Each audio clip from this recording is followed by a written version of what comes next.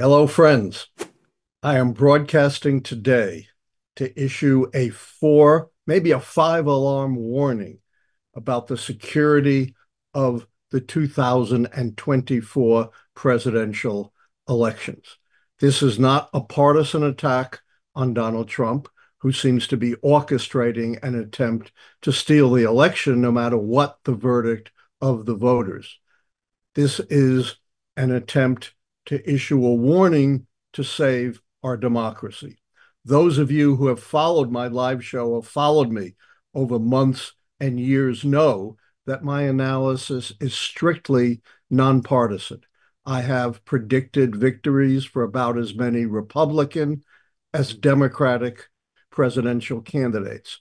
My first prediction in 1982 was of Ronald Reagan's reelection during what was then the worst recession since the Great Depression, when 60% of Americans thought he was too old and his approval ratings were in the gutter. In fact, I consulted with Lee Atwater, the political director of the Ronald Reagan White House, and explained to him why Ronald Reagan had to run again for Republicans to win in 1984.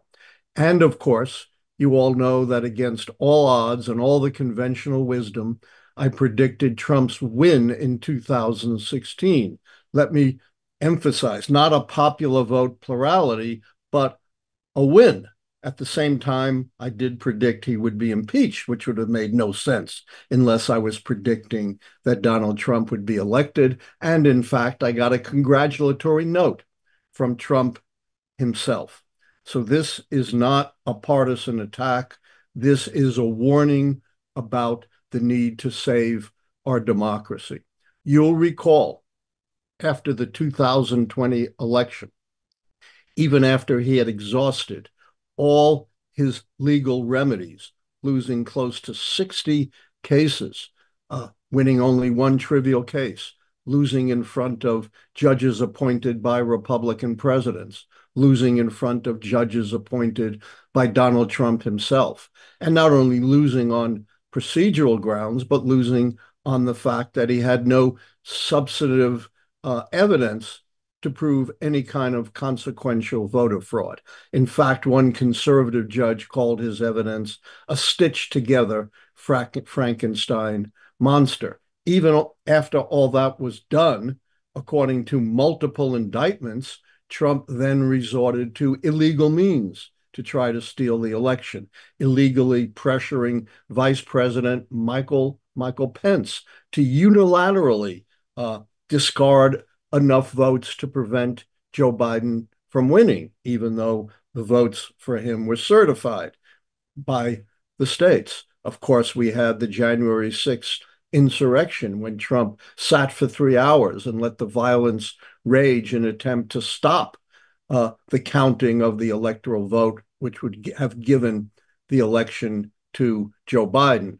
We had Donald Trump and his allies coordinating an allegedly illegal scheme of fake electors who are not chosen by the people in the states. We had him pressuring members of state legislatures and election officials to find enough votes for him to win the election in their states. And in many ways, Georgia was the epicenter of this post-election attempt to overturn the verdict of the people. We have the infamous phone call to a staunch conservative Republican, the Secretary of State Raffensperger, to give Donald Trump the election, despite the fact that the election was certified twice by mechanical counts, certified again by a hand count, and certified by the office of the staunch Republican Secretary of State.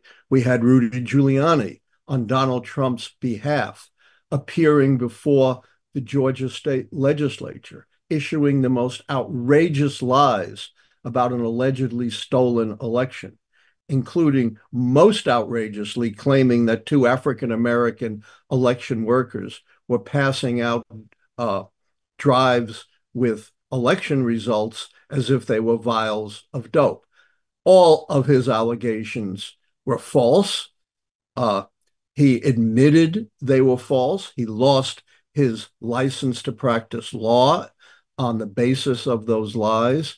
And the two election workers successfully sued him and got a $140 million judgment, which, of course, he's done his best to evade. And Donald Trump pressured the Department of Justice to send a letter to Georgia claiming falsely they had discovered irregularities in the election. The only way that was stopped was when the officials at the Department of Justice, Republican appointees, threatened to resign en masse. And now Georgia again has become the center of efforts to thwart our democracy.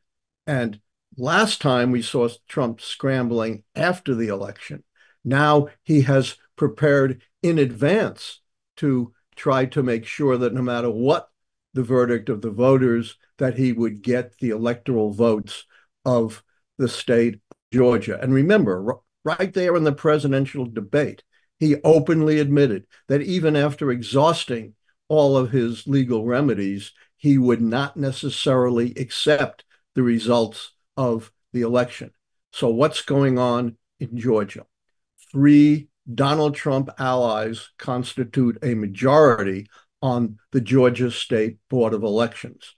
And contrary to state law, which says county officials shall certify the results of the vote of the people, the board, Trump allies voted to authorize local officials to do a reasonable inquiry into the results. This specified nothing about what would trigger such an inquiry and proposed no guidelines whatsoever. We already saw, just in a primary, some Trump allies in Georgia not certifying the election results.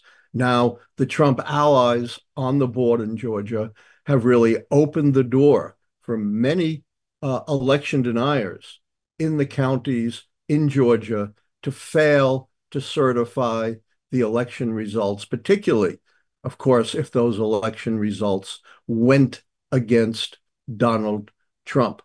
In other states, although it's not as extreme as Georgia, Donald Trump has also put election deniers in place with, again, possibly the potential to deny the certification of the vote of the people.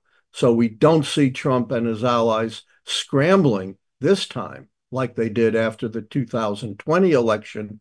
We now see Trump and his allies preparing in advance to try to make sure that no matter what the votes of the people might be, he would win the election. And remember, his claim, which he still is making, that the election of 2020 was stolen, is what maybe the biggest, most protracted lie in the history of American politics, perhaps topped only by Trump's lie that Barack Obama, the first African-American president, was illegitimate because he was really born in Africa, not in Hawaii.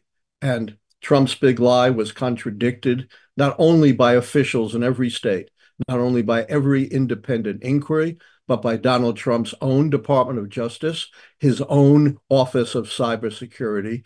And remarkably, it was even debunked by the group he hired himself to try to prove the stolen election.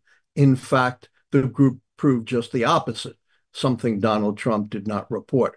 So everyone, I don't care about your partisan affiliations, who believes in democracy, need to make sure that you are poll observers, that you're going to the polls to make sure no shenanigans takes place. And I am very heartened by the American Bar Association, which has called upon lawyers to stand by and make sure that a free and fair election is not thwarted in Georgia or anywhere else. You know, as Benjamin Franklin once said, a republic if you can keep it. And we now need the people to take action to make sure we keep our democratic republic. Thank you so much.